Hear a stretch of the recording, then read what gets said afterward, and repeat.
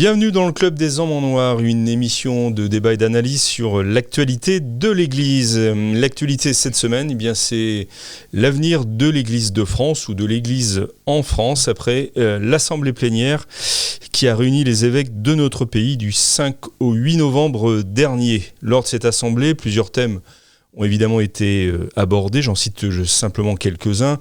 Les conflits qui se déroulent actuellement dans le monde et plus singulièrement le conflit en Israël, le thème de l'immigration, le cinquantenaire du service national pour les relations avec les musulmans, ou la nécessité également de réparer les liens avec la société sans arrogance mais sans complexe. Je cite là le cardinal Bustillo, évêque de Corse. Pour évoquer ce vaste sujet, j'ai le plaisir de recevoir, et quand je dis le plaisir, c'est presque un honneur, j'ai le plaisir de recevoir l'abbé Marguel Fucci. Monsieur l'abbé, bonjour, merci de votre présence fidèle. L'abbé Grégoire Sellier. Bonjour monsieur Maxence et bonjour à tous les clubistes. Voilà, qui a trouvé enfin son jingle, effectivement, le père d'Anziec. Bonjour à tous. Qui fait dans la sobriété la plus salésienne aujourd'hui, et le laïc de l'étape, Guillaume de Thieulois. Bonjour Philippe et bonjour aux auditeurs. Qui dirige le salon belge ou préside ou dirige, ouais. Quelque chose comme ça en tous les cas. Merci Guillaume de votre présence. Ça faisait longtemps qu'on ne vous avait pas reçu. Je disais hors antenne que j'ai pour le Club des Hommes en Noir plus de laïcs que de prêtres, puisque tous ceux qu'on a essayé de joindre, beaucoup se sont défilés, alors parfois pour de très très bonnes raisons, parce qu'ils ces prêtres sont souvent très pris par leur ministère. D'autres on sentait plus pour des raisons peut-être un peu moins honorables, mais enfin ne jugeons pas, ils ne seront pas jugés. Alors messieurs, pour revenir à notre sujet qui est le thème vaste de l'avenir de l'Église de France, mais à travers l'actualité récente de cette Église, à savoir l'Assemblée plénière des évêques de France, selon vous, où va notre Église ? Vous me regardez, très bien. Je sais que vous bouillez de non, prendre la parole. Père d'Anziec, allez-y. C'était déjà un sujet évidemment très intéressant, un sujet brûlant aussi. Brûlant parce que ça touche notre intime. Quand on est fils de l'Église, quand on est baptisé, eh bien notre mère, son état doit nous importer au premier chef. Alors peut-être il me semble important au tout début peut-être de nous arrêter sur les termes. Qu'est-ce qu'on entend par Église de France ou Église en France ? Est-ce que ce sont les évêques, donc le corps épiscopal, notamment avec cette assemblée plénière qui s'est réunie à Lourdes comme chaque année. Est-ce que ce sont l'ensemble des fidèles, l'Église en France, ou est-ce qu'on va dire le clergé ? Voilà, donc si je fais cette dichotomie, c'est pour montrer que, à mon avis, les réponses sont pas forcément les mêmes si on demande comment va l'Église en France. Voilà. Mais vous avez tout à fait raison.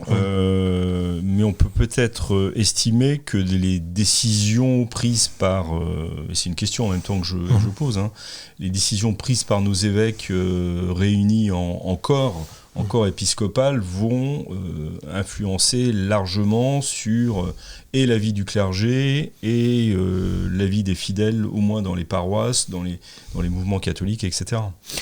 Là, c'est une réponse peut-être qui a un tantinet polémique, mais c'est pas du tout volontaire. Moi, je ne pense pas du tout que forcément ça soit si influent que cela. Une assemblée plénière, ça sert à rien. Je ne sais pas ce que je dis non plus, mais c'est un évêque qui me disait ça, qui me partageait ça il y a quelques années. Il me disait, je reconnais humblement que beaucoup d'initiatives qui portent du fruit au sein de l'Église en France ne sont pas, et force est de le constater, issus de décisions épiscopales ou issus de décisions de l'Assemblée plénière. Je ne dis pas que ça sert à rien, je dis juste, je réduirai le degré d'influence, mais je me permets de revenir, et puis après je laisse la parole évidemment aux autres invités. Moi je pense que pour les fidèles, comment va l'Église en France, si on se cantonne au niveau des fidèles, moi ce que je crains, c'est comme Manuel Valls avait parlé des deux gauches irréconciliables, je crains que on aille vers une une rupture, un manque vraiment de compréhension au sein des fidèles. Voilà, entre les fidèles. Entre qui et qui ? Entre les fidèles, par exemple, des gens qui se disent catholiques et qui sont, par exemple, très intéressés, préoccupés par l'avenir de la planète, etc. Et d'autres qui se disent catholiques, par exemple, qui sont très préoccupés par l'avenir de la doctrine. Vous voyez ? Donc, ces deux catégories de fidèles, à mon avis, sont amenées, puisqu'on parle de l'avenir de l'Église en France, sont amenées à de moins en moins se comprendre. Au niveau du clergé, je pense qu'il y a vraiment une crise d'identité très profonde et dont on ne mesure pas encore les conséquences, même si on constate combien certaines fois les prêtres vont mal. Voilà. Et au niveau du corps épiscopal, je serais plutôt en fait positif. Hein. Je serais pas si critique que cela, parce que je pense que le corps épiscopal, c'est très difficile pour la France, les évêques français aujourd'hui, au regard de la ligne du pontificat, dans laquelle beaucoup d'entre eux ne se reconnaissent pas totalement. Voilà, ils l'expriment à demi-mot, à mot couvert. Et je pense que quand même les figures des deux récents cardinaux, cardinal Aveline et le cardinal Bustillo, m'apparaissent assez intéressants, voilà, d'une certaine liberté intérieure. Voilà, Ouais, je crois que là, il y a un panorama qui vient d'être dressé, beaucoup de questions. Guillaume, je vous vois sourire, donc je vais vous donner la parole. Parce que vous êtes aussi un observateur attentif de la vie de l'Église de France ou en France. Enfin, les questions ont été, les sujets ont été abordés pas mal par le Père d'Anziec, là. Oui, absolument. De fait, ça fait un panorama assez impressionnant. Juste sur l'épiscopat, moi, j'ajouterais quand même un point qui me paraît de plus en plus frappant. C'est pendant assez longtemps, l'évêque a été l'enfant chéri de Vatican II. Aujourd'hui, l'évêque est un peu, le fils maudit du pontife régnant.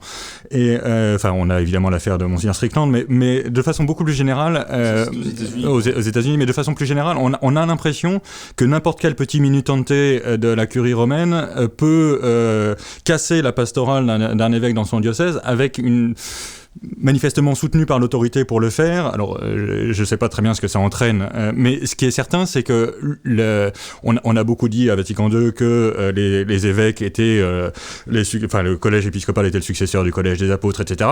De plus en plus, on a l'impression que c'est des préfets violés, au sens bonapartiste du terme. Hein, les types sont là pour obéir au coup de sifflet, et donc on sent, y compris d'ailleurs chez les évêques plutôt progressistes, on sent un petit flottement autour de la ligne du pontificat, et donc je suis pas du tout un grand connaisseur du corps épiscopal français, mais il me semble qu'on commence à sentir que, y compris ceux qui étaient d'accord avec pas mal de lignes du pontificat actuel, sont en train de prendre leur distance, probablement entre autres parce que ça remet en cause leur existence comme la mission de l'évêque, quoi. Et donc je pense que ça contribue beaucoup à perturber l'épiscopat, et évidemment ça contribue à faire en sorte que les assemblées plénières ne servent à rien. Moi, je vais dire un peu plus nettement que le Père d'Anziec, mais je pense que ça sert vraiment pas à grand chose, un peu à se regarder le nombril, un peu à envoyer de la communication. Mais c'est clairement pas là que se décident les initiatives missionnaires de l'Église de France. Et sur ce que notait aussi le Père d'Anziec, à savoir cette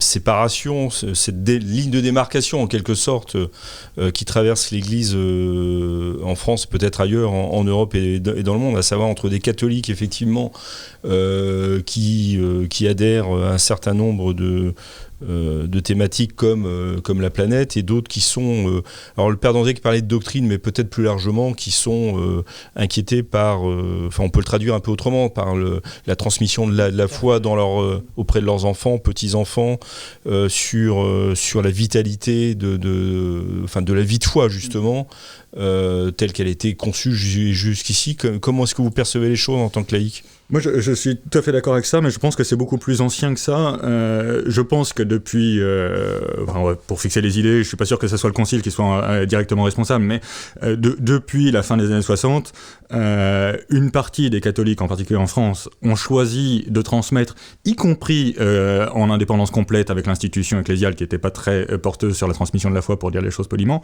Donc, une partie des fidèles ont choisi de transmettre la foi à leurs enfants, et c'est ces fidèles-là qui restent aujourd'hui, et c'est pour ça qu'il y a un poids de plus en plus fort de ce qu'on appelle des observants dans l'Église de France, c'est simplement parce que c'est les seuls qui restent. C'est pas du tout parce qu'on est nombreux, c'est parce que nos parents, bien sûr, on n'est pas du tout nombreux, mais nos parents se sont posé la question de savoir comment on subsistait à un catéchisme défaillant, etc. Et donc ils ont fait l'effort de transmettre. Et à côté, ceux qui à l'époque s'intéressaient au syndicalisme d'extrême gauche, maintenant s'intéressent à la planète. Je dis pas du tout que c'est en soi mauvais de s'intéresser à la justice sociale ou en soi mauvais de s'intéresser à l'écologie. Je dis simplement que ceux qui ont dit le catholicisme c'est d'abord l'engagement, etc., ceux-là n'ont pas transmis, et donc la réalité c'est qu'à notre génération il en reste plus, quoi. Oui, je pense. Je vais dire père, c'est lié. AB, c'est lié, pardon. Si on peut faire cette opposition, disons, progressiste et plus traditionnaliste, mais bon, c'est vrai, ce sont des mots, mais effectivement, il y a une fraction, la fraction, on va dire, progressiste, n'arrive pas à transmettre avec efficacité, et la partie plus traditionnelle travaille, je ne dis pas qu'elle y arrive absolument, mais travaille à transmettre, donc mécaniquement, un groupe s'étiole et l'autre se maintient plus ou moins ou se renouvelle en partie, etc. Et donc effectivement, l'avenir, alors ceci se voit tant au niveau des fidèles qu'au niveau du clergé, puisque les vocations traditionnelles sont, ce qui est impressionnant, c'est par exemple conservatrice dans le sens très général, mais par exemple, il est très frappant de voir dans les parcours qui aboutissent à la vocation la prégnance du scoutisme. C'est très impressionnant. Et le scoutisme plutôt traditionnel, Scout unitaire de France, Scout d'Europe, etc. Donc effectivement, il y a deux groupes qui sont largement d'avant Vatican II. Hein. C'est même, on peut même dire que c'est l'entre-deux-guerres, hein, l'option pastorale de l'Église de France, la Congrégation de l'Action française. Enfin, donc tout s'est fait la naissance, la montée. Non, mais je veux dire, le fait que les fidèles français soient divisés, c'est un phénomène ancien, mais les deux parts, on va dire la part plus libérale, plus antilibérale, transmettaient. Il y en a une part qui, maintenant, ne transmet plus pour diverses raisons, parce que c'est difficile en soi, et une autre qui transmet en partie, et donc mécaniquement, la part traditionnelle gagne. On a quand même l'impression que la partie qui ne transmet pas tient les rênes. Ça, c'est clair. Encore, oui. Mais je me tournais vers l'abbé Guelfucci pour qu'il bondisse sur cette... Moi, je dois être prudent. Mais essayer de rebondir sur prendre la balle au bon. Voilà, de prendre la balle au bon, merci. Mais de toute façon, ce que l'on voit au jour le jour dans la vie pastorale, c'est quand même le plus important. Mais on peut faire la différence aussi entre les grandes villes, Paris, et aussi la province. Oui, parce que ça dépend vraiment du prêtre. Si le prêtre... un sens du sacré, a une volonté de passer par les sacrements et est conscient du fait qu'il a un instrument de la grâce, eh bien, les fidèles vont y être sensibles. Au fin fond de la province, un prêtre qui va être,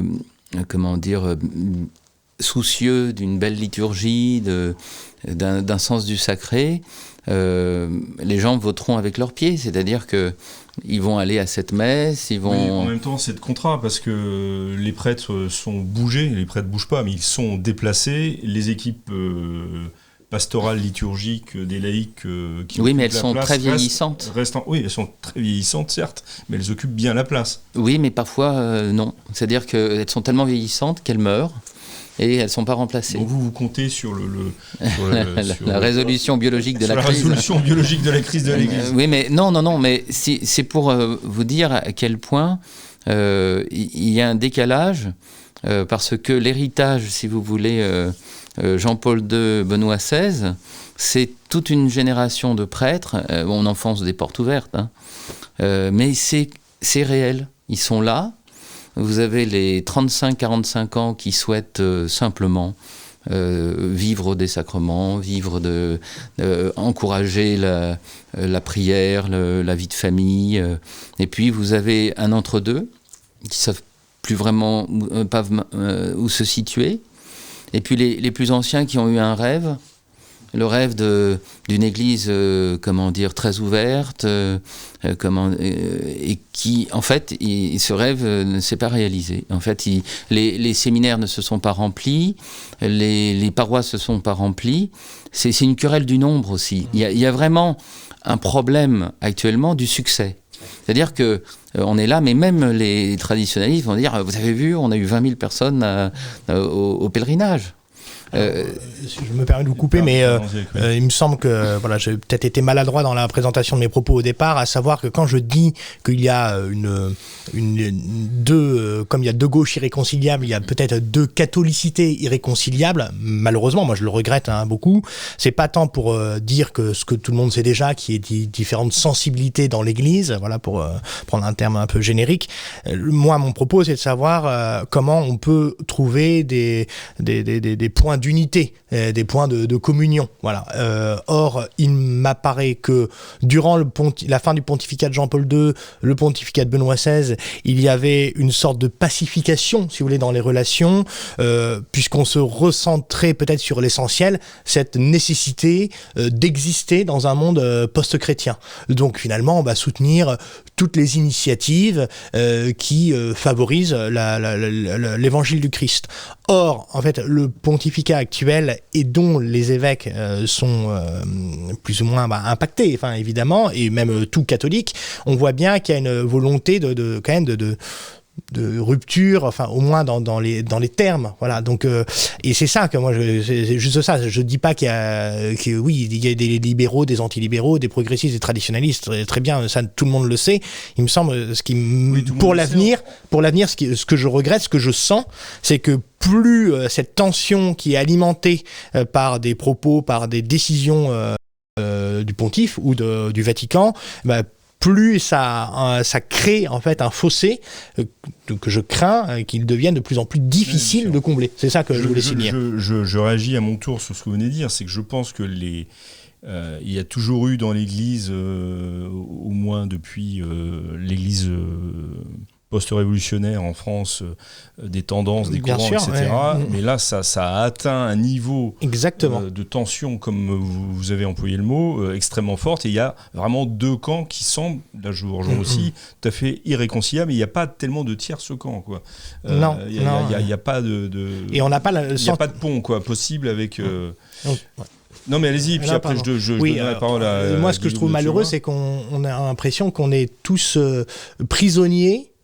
Enfin, moi, je refuse d'être prisonnier, mais je dis pas que j'y arrive, mais comme si, en fait, il fallait choisir son camp, vous voyez. Or, en fait, je crois que, déjà, il faut faire attention aussi, ceux qui nous regardent aussi, je leur dis, en tant que prêtre, mais je laisse ça à leur jugement, mais de faire attention, de ne pas chercher toujours à voir ce qu'on voudrait voir dans telle ou telle décision. Certainement, ça va bien au-delà de notre propre réflexion. Voilà. Et il a dit ça veut dire que certaines fois, c'est plus subtil. Et je me permets de revenir juste sur la question de l'Assemblée plénière des évêques de France. Moi, je pense quand même qu'il y a une réalité positive à cette rencontre des évêques, c'est que les évêques se rencontrent. Et ils sont seuls souvent. Vous l'avez dit très justement, on observe qu'il devient un peu le parent pauvre du pontificat, même peut-être le bouc émissaire. Et je pense que les évêques, c'est très je me réjouis pour eux du reste, parce que plus on aura des évêques... C'est une trahison de Vatican II, d'ailleurs. En plus. Mais voilà, plus les évêques pourront se soutenir mutuellement, plus je me plais à penser qu'ils seront eux-mêmes pertinents dans leurs décisions et dans leur rôle d'évêque. Donc voilà. Et je pense vraiment, pour avoir parlé avec mon évêque,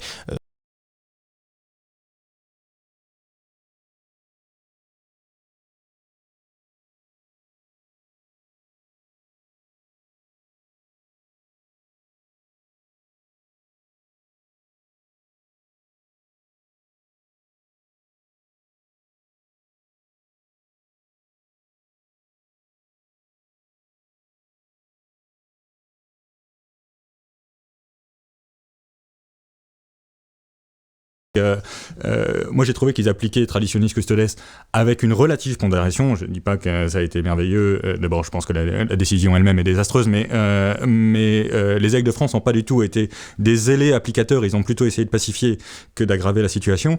Et le père d'Anziac disait s'unir sur l'essentiel, ce qui était un peu la marque des pontificats précédents. Je suis frappé du fait qu'il y a une inertie de ce phénomène-là. Typiquement, il y a quelques semaines, à Lourdes, juste avant, je crois, l'Assemblée plénière, ils organisaient un congrès organisé par la Conférence des évêques de France sur la mission. Il y a 30 ans, quand on parlait de mission, on le faisait en dehors de la Conférence des évêques de France parce qu'on savait que c'était le principal obstacle à la mission. Et c'était organisé par les laïcs. Et c'était, Je crois que vous avez parlé de s'unir sur l'essentiel. L'un des vrais problèmes, c'est de définir ce qu'est cet essentiel. C'est là où les choses sont plus claires du tout. Je vous donne la parole peut-être, monsieur l'abbé, mais après j'aimerais quand même qu'on parle de l'Assemblée plénière elle-même, qui était finalement, j'ai été trahi par le père d'Anziac, mais qui était le sujet de cette émission. Voilà. Je dis ça juste en passant. Alors, moi je trouve que les termes irréconciliables ou de camp, tout ça sont, justement ne correspondent pas à la réalité. La réalité sur le terrain, parce que, si vous voulez, à un moment donné, ce qui va nous unir, c'est les exigences de l'Évangile, telles que l'Église catholique l'a vécu.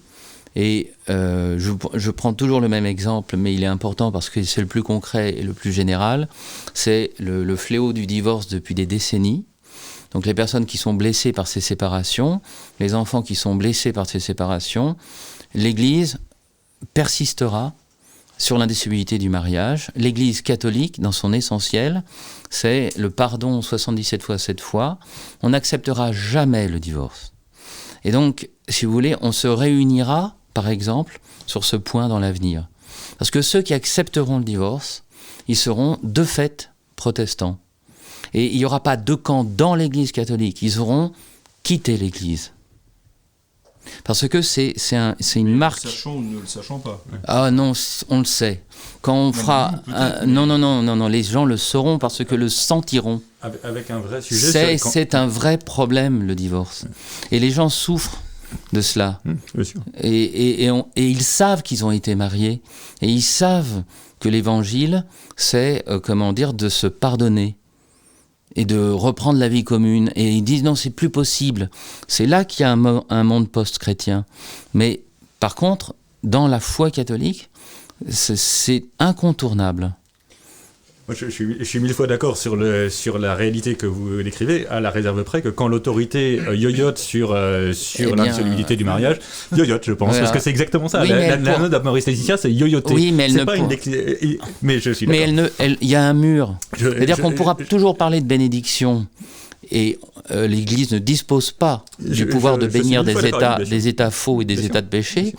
Mais pour sauver la proposition, il y a une ligne qui dit « sauf si c'est une conception erronée du mariage ». Mais c'est du pur nominalisme. Ça sera toujours une conception erronée du mariage, de bénir des personnes qui ne sont pas mariées ou qui ne peuvent pas se marier. Éternelle, que l'Église ait les paroles de la vie éternelle. Oui, mais ça sera évident à un moment donné. Nous le savons. Oui. Moi, je persiste pour le coup à dire que le danger, en effet, c'est deux catégories de baptisés irréconciliables, parce que si pour un baptisé, lambda, sa priorité, c'est d'abord l'avenir de la planète, l'accueil des migrants, la cause LGBT.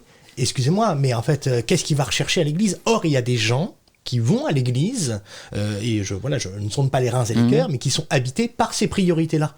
Or, et là-dessus, l'autorité, encore récemment, le pape devant des enfants, leur a parlé que c'était très important de ne pas jeter leur bouteille de coca dans l'eau, dans la mer, si vous voulez. Je dis, c'est tout à fait vrai. Voilà, mais excusez-moi, quand vous allez vous avez, non, mais tout à fait vrai, mais quand vous allez, je regrette, je le dis respectueusement, mais il me semble que quand on va arriver devant le bon Saint-Pierre, il me semble pas que ça sera la première question qu'il nous posera. Ouais. Même si c'est pas bien, encore une fois, mais la question de savoir quel est notre rapport à Dieu, puisque nous avons été créés pour connaître, aimer et servir Dieu. Voilà. Donc ça passe aussi par le fait de ne pas jeter une bouteille de coca dans la mer. Mais à mon avis, d'abord, il y a quand même la question de est-ce qu'on fait ses prières, est-ce qu'on vit la charité, est-ce qu'on a la sollicitude pour son prochain, est-ce que dans le décalogue, oui, je ne sais pas où est-ce qu'on met ne pas jeter sa bouteille de coca dans le décalogue, mais à mon avis, ça arrive plutôt à la fin, si vous voulez, qu'au début. Hein. Mais 10 secondes, de toute façon, dans les 4 premiers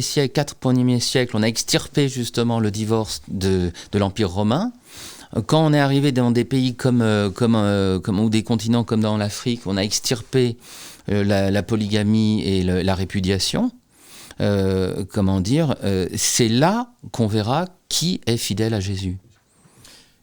Pour moi, ça sera anecdotique. Le LGBT, la planète et le machin, c'est ce dont on parle en ce moment et qui est pas négligeable. Mais moi, je suis monomaniaque. Ça sera la vie concrète des gens. C'est d'abord, est-ce qu'on s'aime entre un homme et une femme par rapport à ses enfants? Et c'est ça qui sera la clé, pour moi, dans le futur. Alors,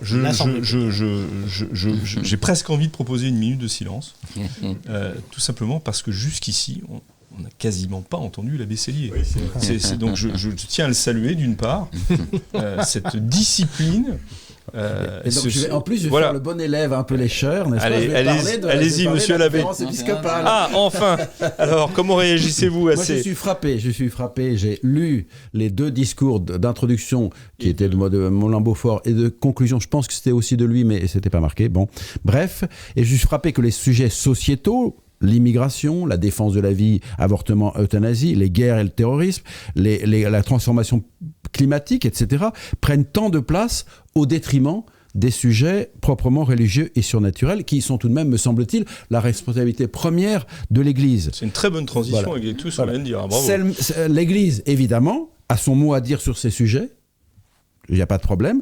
En même temps que la société civile, qui en est la première responsable, parce que tous ces sujets-là, c'est les sujets de la société civile, mais elle doit d'abord, sa responsabilité première, elle doit d'abord dire, je dirais, le mot de la foi. Et je notais par exemple des sujets que j'appellerais proprement religieux et surnaturels. Par exemple, l'appel des vocations, la formation des vocations, c'est quand même au cœur effectivement de la vie chrétienne. La prédication approfondie de la foi, est-ce que vraiment on prêche la foi?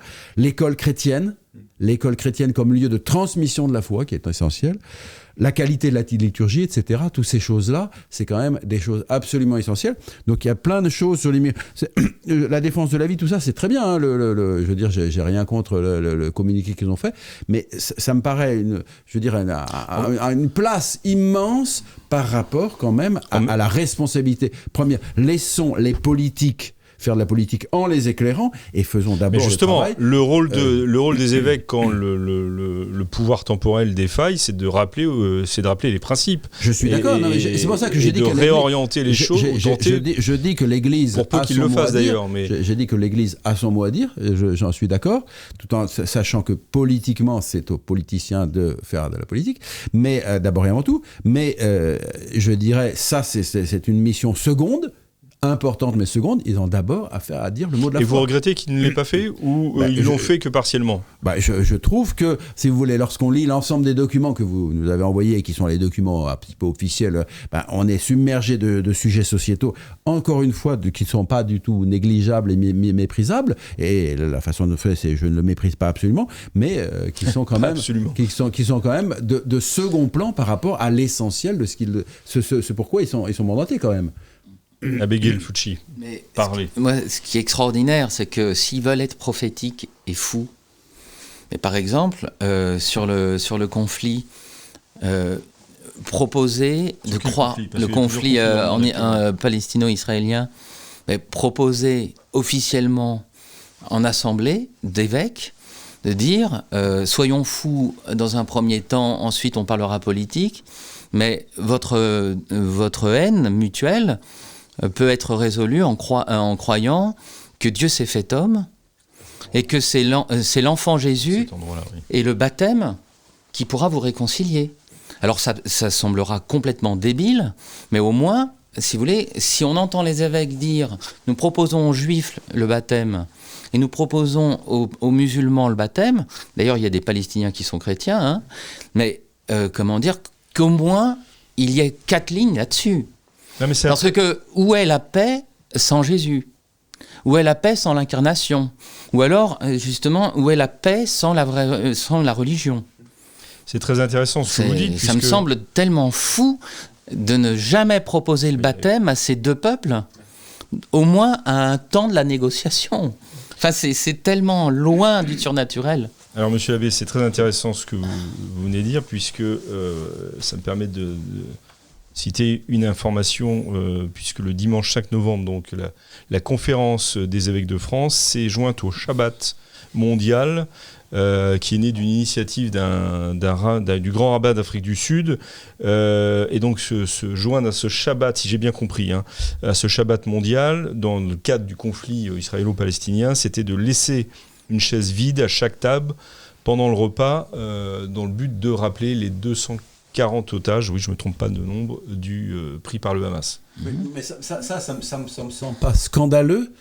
À partir du moment où c'est, je dirais, anecdotique dans le sens... Je sais pas, est-ce que c'est normal que des évêques... non mais c'est pour les otages. Pour les otages, non, donc ça... Moi j'aurais invité à la prière, j'aurais prié. Ouais, non mais... demander à Jésus que les otages soient libérés. Non mais c'est pour ça que... Parce que laisser une chaise libre, c'est très bien comme ça, peut-être bien comme symbole, mais comme mais appel à Dieu...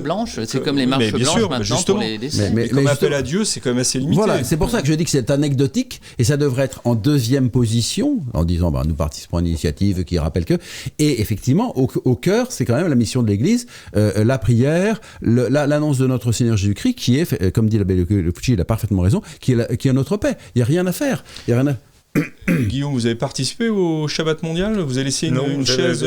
D'abord, j'ignorais l'existence de cette initiative, et accessoirement, je suis pas très j'avoue que je ne comprends même pas le sens du symbole, mais c'est probablement... Donc moi, j'ai rien contre non plus, mais je vois pas très bien... voilà, c'est un symbole qui m'échappe complètement, donc je vois pas comment je m'y serais associé. En revanche, je suis assez d'accord. Pour moi, le cœur du sujet, c'est Quas Primas, c'est pas très original, mais il n'y aura pas de paix mondiale sans le règne du Christ, et le règne du Christ, il faut l'appeler, il viendra pas, il viendra tout seul, mais il faut quand même un peu bosser pour notre collaboration. Il demande un peu notre collaboration. C'est une histoire, ça, effectivement. Mais et accessoirement, la réalité de ce conflit, on peut la tourner comme on veut. Il y a un sujet géopolitique, il y a des sujets civilisationnels, il y a plein de choses derrière. Mais religieusement, la réalité de ce conflit, c'est au sens strict du mot, 2 antéchrists qui se disputent Jérusalem.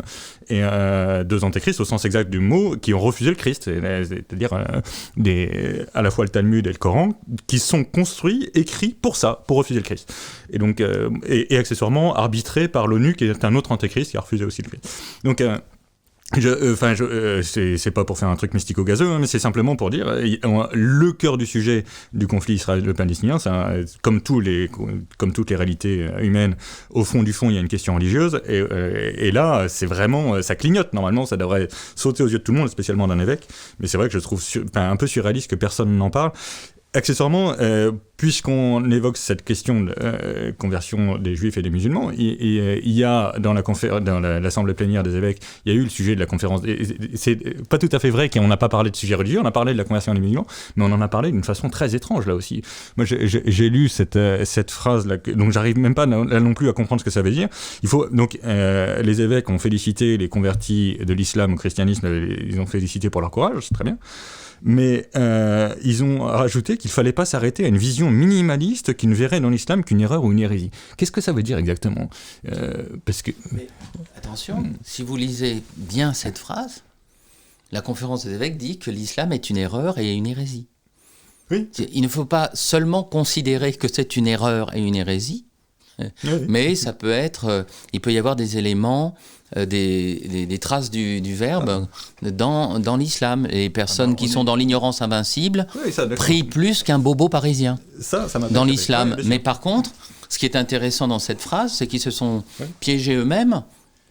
Parce qu'en français, ce qui est écrit, c'est que l'islam est une erreur et une hérésie. Je suis d'accord sur l'interprétation grammaticale. C'est vraiment impressionnant. On se contente de peu, là. Je me souviendrai toujours de l'élection du pape François, où un observateur attentif me disait sa joie parce que le pape avait récité le Notre Père. Bon. Lors de son apparition au balcon. Très bien, mais c'est le moins qu'on puisse attendre d'un prêtre catholique et encore plus du souverain pontife que de célébrer le Notre Père. Là aussi, c'est un peu court. Enfin, je veux bien qu'on positive, comme on dit mais ce qui est publicités, extraordinaire aussi, c'est qu'effectivement, tout le monde attend des évêques une parole épiscopale. Il ne sera pas surpris que l'évêque parle de notre Seigneur Jésus-Christ, de la conversion, etc. Ça lui paraît normal, même s'ils ne veulent pas le suivre. Mais enfin, ils se disent, l'évêque, un rabbin fait le rabbin, un imam fait l'imam, et l'évêque fait l'évêque. Et là, l'évêque ne fait pas l'évêque, quoi. Je veux dire, il dit non, il faut pas... Dire qu'effectivement, l'islam est une erreur, est une hérésie, c'est une réalité, tout en disant qu'effectivement, il y a des éléments culturels et autres civilisationnels qui ont une certaine richesse, etc. Mais ne pas dire carrément ce qu'il en est, qu'effectivement, on n'est pas d'accord avec les musulmans et on n'est pas d'accord avec les juifs sur leurs options religieuses. Et encore une fois, non pas les Arabes ou les Israéliens avec les juifs, c'est-à-dire les juifs religieux et les musulmans religieux. On n'est pas d'accord avec eux, sinon on serait musulman ou juif. Ça paraît logique. Oui, non. Depuis tout à l'heure. Il y a beaucoup de choses. Il me semble. Non. Mais il me semble que déjà pour reprendre tout de suite ce qu'a dit l'abbé Cellier. Oui, c'est sûr que on attend qu'un évêque ait une parole épiscopale. Moi, c'est très bien d'attendre cela. C'est d'ailleurs pour cela qu'il faut prier pour nos évêques. Je crois que c'est important aussi de le rappeler. Et c'est pour ça que d'ailleurs au canon de la messe, chaque prêtre est tenu de le faire. C'est pas pour rien. Hein. C'est pas seulement pour montrer une sorte de respect obséquieux à l'endroit de l'autorité, mais c'est véritablement parce que cette autorité a besoin de la prière du corps des baptisés. Mais maintenant, si on doit attendre des évêques qu'ils aient une parole épiscopale, il faut toujours rajouter que se poser aussi la propre question, est-ce que moi, en tant que prêtre, en tant que père de famille, en tant qu'adolescent, est-ce que je fais ce que le bon Dieu attend de moi en tant qu'adolescent, en tant que père de famille, etc. Ça, c'est le premier point. Deuxième point, on peut regretter que ce soit pas Quas Primas, c'est-à-dire l'encyclique du pape Pie XI sur le Christ roi, avec le règne du Christ, la paix du Christ par le règne du Christ. On peut regretter que ça soit pas proclamé plus avantageusement. On peut regretter beaucoup de choses autour de cette table. Enfin, je pense qu'on peut pas oublier la crise grave de légitimité qui traverse l'Église. Donc, je veux dire, franchement, je vous avoue que je ne sais pas absolument comment je ferais si j'étais évêque pour petit à petit, avec pragmatisme, doigté, remettre le Christ au centre du village. Ça serait mon objectif, évidemment. Comment le faire après, c'est plus redoutable. Et j'en veux pour preuve que, en plus, cette crise de légitimité de l'autorité ecclésiale, elle est aussi traversée par une crise doctrinale, une crise de repères, si vous voulez. Vous parliez tout à l'heure de cette initiative du Shabbat qu'on devait rejoindre.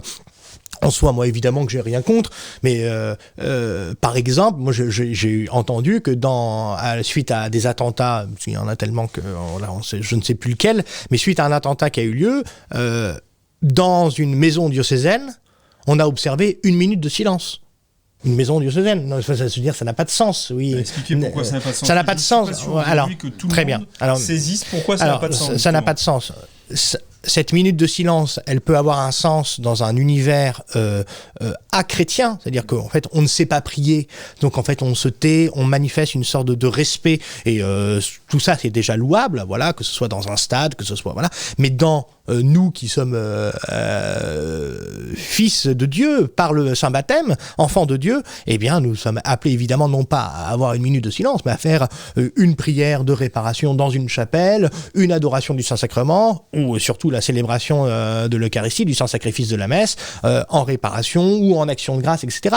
1 minute de silence, je ne dis pas que c'est méprisable, je dis qu'on peut attendre de quelqu'un qui sait qui est le vrai Dieu, pour parler avec lui, pour être relié avec lui dans la prière, on peut attendre que cette minute de silence se transforme par au moins 1 minute de prière, par exemple. Voilà. Donc, vous voyez, en fait, je crois que toute cette crise, en fait, qui traverse quand même on ne peut pas l'oublier. Là, on en sort un petit peu, et je m'en réjouis. Mais enfin, rappelez-vous comment s'est placée l'Assemblée plénière l'an dernier. avec la révélation du scandale de l'affaire Ricard, donc de l'ancien cardinal Ricard, archevêque de Bordeaux, rattrapé par des histoires de mœurs. Qui me semble toujours cardinal. Oui, qui est toujours cardinal, voilà. Mais en tout cas, voilà, là, je pense qu'ils sont tous, c'est compliqué de s'en remettre. Enfin, donc évidemment, on souhaiterait tous, si vous voulez, que tout le monde reprenne le flambeau de voilà, la crosse en main pour aller planter l'évangile du Christ. Moi, je serais plus. Je pense que la question n'est pas d'abord là. Quand vous dites d'une part, il y a les autorités, puis d'autre part, il faudrait que d'abord chacun commence à faire ce qu'il doit faire sur le terrain, etc. C'est pas agréable à entendre. Non, c'est pas ça. C'est pas que c'est pas agréable à entendre. Je pense qu'il y a une confusion de deux choses distinctes. C'est que l'autorité, par les décisions qu'elle prenne, les autorités, par les décisions qu'elles prennent, déterminent ce qui se passe sur le terrain. Personne n'est obligé d'accepter d'être évêque. Personne n'a l'obligation d'être évêque, me semble-t-il. À partir du moment où on est évêque, à partir du moment où on est père de famille, où on est prêtre voilà, on doit assumer le mieux possible. Et parfois, ça va jusqu'à une certaine forme de martyr, qui n'est pas forcément un martyr du sang, mais et peut-être qu'aujourd'hui, il serait peut-être temps que... moi, je pense qu'il faut quand même que les évêques aient une parole d'évêque et qui gardent cette parole d'évêque. Et nous, on fera ce que nous pourrons. Certes, on a à faire ce qu'on doit faire, et ça reste important, mais c'est pas sur le même plan. Je pense qu'il y a une distinction de plan à faire. Merci Philippe, vous avez vraiment raison de faire cette distinction, et je l'ai pas faite, donc c'est très bien. Je dis juste, pour peut-être affiner ma réponse, que... Vous voyez, moi en tant que prêtre, ce que je vois, c'est que évidemment j'aimerais que tel père ou telle mère de famille soit droit dans leurs bottes pour transmettre. Ce que vous voulez dire. Or en fait, souvent ils n'ont pas reçu grand-chose. Ils ne savent pas faire, donc on est obligé de se réjouir de petites choses et d'essayer de semer des petites choses. Ce que je constate en tout cas, c'est qu'il y a quand même une crise dans la formation. Oui, par exemple, qu'on ne parle pas des vocations d'une façon plus insistante, pour moi ça m'apparaît très préoccupant, voyez. Mais tout cela pourquoi ? Parce que derrière, ils ne sont pas, tout le monde n'est pas forcément en haut habité par les mêmes repères, et c'est ça que je touche du doigt. Vous avez raison de toucher du doigt ce sujet, parce que c'est un vrai sujet qui fait qu'on subit la crise des dernières décennies, et quand je dis dernières décennies, c'est plus de 60 ans maintenant, très certainement. Mais je répète, mais après vous interviendrez, pardon, je prends trop la parole aujourd'hui. Non. Encore une fois, il me semble que personne n'est obligé d'être évêque, et dans le fait d'être évêque, c'est comme un père de famille, il doit continuer à se former, il doit continuer et assumer le mieux sa charge, et jusqu'au bout, même si c'est parfois aussi très crucifiant, c'est pas tous les jours. Pardon, mais je laisse la parole enfin aux autres. Effectivement, nous avons affaire à beaucoup de chrétiens qui ont très peu de formation, très peu reçu, etc. D'où, je dirais, dans les 10-15 minutes que nous avons chaque dimanche, une formation systématique pour leur transmettre le maximum. Si je consacre cela à l'avenir de la planète, etc., au lieu de transmettre les éléments de la foi qui permettront aux chrétiens de se déterminer sur des valeurs plus sociétales avec un éclairage correct, on est à côté de la plaque. C'est ça le problème. Il faudrait être habité de ce désir, cette volonté de transmettre la foi dans son intégralité, dans ses bases essentielles, le plus possible, parce que sinon, les chrétiens n'auront pas les outils spirituels nécessaires pour justement prendre les bonnes décisions, y compris pour le sauvegarde de la planète s'il le faut. Allez, un dernier mot, monsieur l'abbé Gelfucci. Quand vous êtes dans un diocèse comme celui de Paris, vous avez une jeunesse de 16, 18, 22, 25 ans. Eux, ils sont fatigués des écrans, ils sont fatigués de TikTok, ils sont fatigués de toute cette boue qu'il y a sur Internet. Ils voudraient à un moment donné avoir des temps de prière. Vous avez du tradismatique, n'est-ce pas, charismatique, tradi, conservateur, machin qui se mélange. Vous avez aussi bien des tradis que des diocésains, comment dire, qui vont fondre en écoutant Voyez l'humilité de Dieu, n'est-ce pas? C'est le tube actuellement de beaucoup de messes, c'est voyez l'humilité de Dieu, celui le tout-puissant qui se fait petit pour nous, enfin voilà, et donc ces grâces de piété simple, mais ça doit être le cœur même du désir des évêques et des prêtres. Et d'ailleurs, il y a des prêtres qui ne se trompent pas. Ils ne parlent jamais de tous ces problèmes sociétaux et ils encouragent les gens à prier chez eux, à avoir un coin prière. Notre Seigneur, nous dit deux choses. C'est la prière ensemble, liturgique, et la prière personnelle. Voilà. Et mets-toi dans ta chambre, ferme ta chambre et Dieu sait ce que tu dis dans le secret. Eh bien, pourquoi, par exemple, la messe traditionnelle n'arrive pas à disparaître?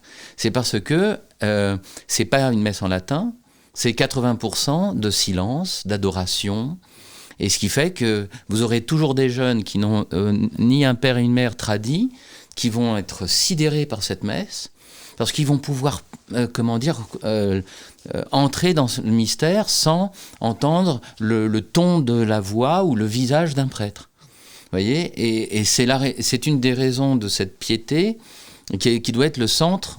Par exemple, la CEF aurait dû dire à Lourdes, eh bien, nous sommes heureux que la liturgie soit célébrée avec piété, avec recueillement, qu'il y ait des temps de silence. D'ailleurs, comme dans la messe Saint-Pie V, il y a plus de temps de silence que dans la messe Paul VI, nous sommes tellement heureux qu'il y ait des temps de silence et de recueillement.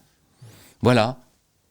Ça serait magnifique. Le père d'Andiac n'y croit pas tout à fait, pas pour l'instant, mais en tous les cas, c'est sur cette note. Mais ça, c'est le terrain. Sur le terrain, c'est ça. Bien sûr, c'est sur cette note de terrain et cette note positive aussi sur la piété, la piété des jeunes catholiques et le travail des prêtres. Vous avez aussi raison de le souligner que cette émission s'achève, donc il y a un véritable avenir pour l'Église de France. Merci beaucoup d'avoir répondu à la question initiale. Merci de tous vos avis, analyses, débats, contradictions, etc. Nous nous retrouvons, si Dieu veut, la semaine prochaine pour une nouvelle émission, un nouveau thème. D'ici là, que Dieu vous garde, tout simplement. Au revoir.